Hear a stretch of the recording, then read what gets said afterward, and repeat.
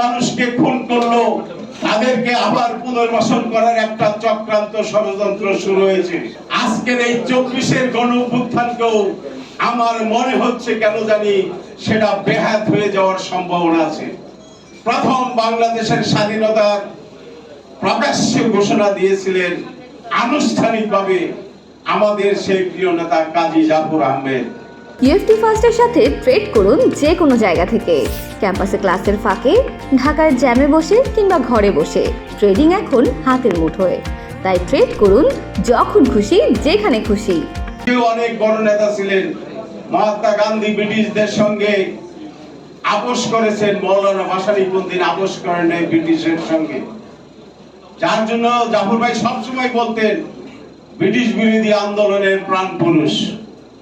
আমরাও সেই সম্বোধন এখনো করি। 2টি মাস অক্লান্ত পরিশ্রম করেছি সারা বাংলাদেশের ভাসানী অনুসারীদের ঐক্যবদ্ধ করার জন্য। জাফর ভাই সেদিন উদ্যোগ নিয়ে আমাকে মাঠে নামিয়েছিলেন। আমার উপরে রক্ষী বাহিনীর টর্চার হয়েছে। রক্ষী বাহিনীর টর্চারে কোলাতে না পেরে আমি হুজুরের এখানে আশ্রয় নিয়েছিলাম।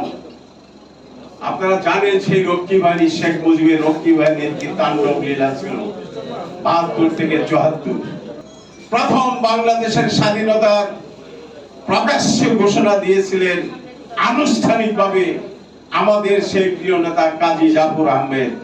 সেই পল্টন ময়দান থেকে যে স্বাধীন জনগণতান্ত্রিক পূর্ব বাংলা, এই ঘোষণার পরিপ্রেক্ষিতে নান্নু ভাই সুন্দরভাবে ব্যাখ্যা করেছেন। 8 বছরের সশ্রম কারাদণ্ড হয়েছিল।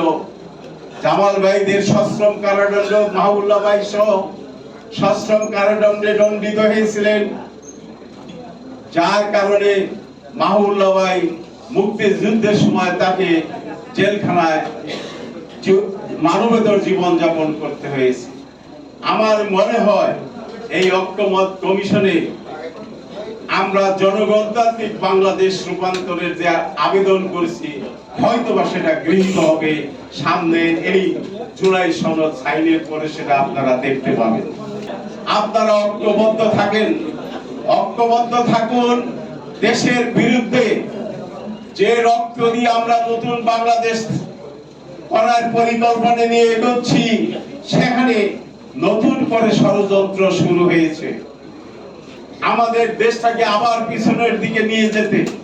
যেভাবে 71 সালে যুদ্ধ করে আমরা একটি দেশ বানিয়েছিলাম, কিন্তু আমরা আমাদের সেই যুদ্ধের, আমরা যারা যুদ্ধ করেছিলাম আমাদের হাতে দেশটিকে রাখতে পারিনি, সেটা বেহাত হয়েছিল। আজকের এই 24-এর গণ অভ্যুত্থানকেও আমার মনে হচ্ছে কেন জানি সেটা বেহাত হয়ে যাওয়ার সম্ভাবনা আছে। তাই আমাদেরকে ঐক্যবদ্ধ থাকতে হবে। আমরা যদি ঐক্যবদ্ধ থাকতে না পারি, ওই ভারতে বসে যারা দিল্লিতে অফিস খুলেছে, পশ্চিমবঙ্গে অফিস খুলেছে, আপনারা দেখেন গতকালকেও পরশুদিন আমেরিকাতে একজন উপদেষ্টার উপস্থিতিতে কিভাবে সেখানে আমার দেশের একজন রাষ্ট্রের প্রতিনিধির উপর হামলা করলো। যারা 28 লক্ষ কোটি টাকা বাংলাদেশ থেকে পাচার করলো, 2000 মানুষকে খুন করলো, তাদেরকে আবার পুনর্বাসন করার একটা চক্রান্ত ষড়যন্ত্র শুরু হয়েছে। তারা চাচ্ছে এই দেশে যেন নির্বাচন না হয়। কারণ এই যে পরিচয় দিচ্ছেন, আমি তো নির্বাচিত প্রধানমন্ত্রী, এখনো পরিচয় দেন, লজ্জা শরমের বালাই নেই। এত মানুষ খুন করে গিয়েছে, কোনো অনুশোচনা নেই, অনুপ্রেরণা নেই। আপনারা দেখছেন 2 দিন আগে 300 লোকের মিছিল এখানে এই গুলিস্তানে হয়েছে। আপনাদেরকে সজাগ থাকতে হবে এবং এই ফেব্রুয়ারি নির্বাচন বিরুদ্ধে যত ষড়যন্ত্র হবে, এই ষড়যন্ত্রকে আমাদেরকেই মোকাবেলা করতে হবে। এই ষড়যন্ত্র মোকাবেলা করে সরাসরি নির্বাচন, যারা পিয়ারের কথা বলে নির্বাচনকে বানচাল করার চেষ্টা করছেন, আপনারা ঐক্যবদ্ধ থাকুন। সরাসরি নির্বাচনে, কোনো পিয়ার পদ্ধতিতে নির্বাচনে আমরা যাব না। আমরা যেতে পারি না। আমরা ওই দক্ষিণপন্থী 71-এর পরাজিত শক্তি যে কোনো সময় 24-এর পরাজিত শক্তির সঙ্গে হাত মেলাতে পারে, যেটা অতীতের রেকর্ড আপনারা দেখেছেন। মাথায় টুপি পরে, মাথায় মহিলাদের হিজাব পরে চাচার বাসায় গিয়ে চাচার পায়ে সালাম করে ঐক্যবদ্ধ হয়েছিলেন। এই ইতিহাসে এই দেশের মানুষ জানে। কাজেই ৭১-এর পরবর্তী শক্তি, ২৪-এর পরবর্তী শক্তি যে কোনো সময় ঐক্যবদ্ধ হয়ে নির্বাচনকে বানচাল করতে পারে। আপনারা সজাগ থাকবেন, আমরা সজাগ আছি।